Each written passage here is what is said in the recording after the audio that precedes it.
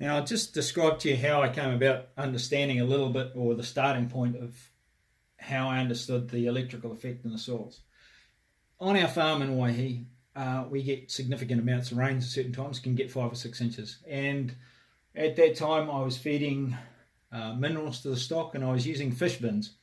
Now, in the minerals, there was calcium phosphate, magnesium oxide, some salt, and I was using kelp meal as well. Now, on this particular day, I went down the farm after we'd had 4 or 5 inches of rain, and I walked up to this fish bin and went to tip it out. And what really blew me away was in the bottom of the fish bins, there was these very tiny lines running exactly east to west. I didn't know that exactly at the time, but I did find out later. Now, I didn't understand what was going on, but these little tiny lines were made up of kelp meal.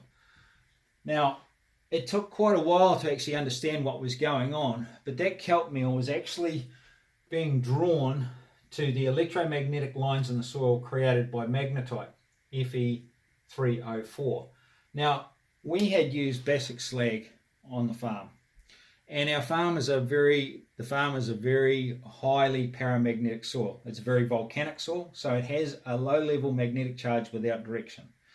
So the circumstances came about that we put basic slag on, which has a high available silica content, and we also had a high amount of magnetite.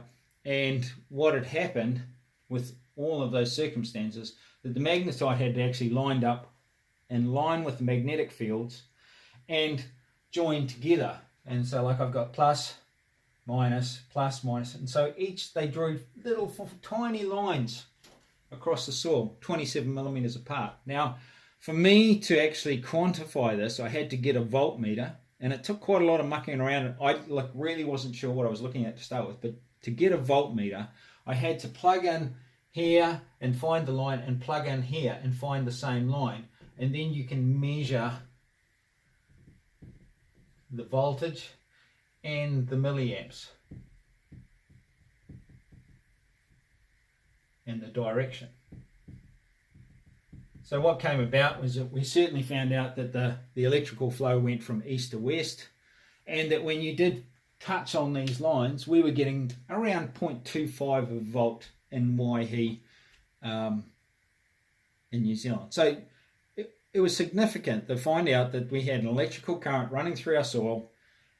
So this has to have something to do with the fundamentals of growth potential, electrolysis, and the electromagnetic field. So from that point, I realized that we were onto something which nature had revealed to us, and I had to go and really start researching all the other effects that would come about from this process. And they are significant. And how this can be put back in a natural way and enhanced to a much better state. But also there's a whole lot of issues that go with this, that when you are looking at nature's electrical secret and you are enhancing it, you do have to get a whole lot of things in order to get the best use out of it.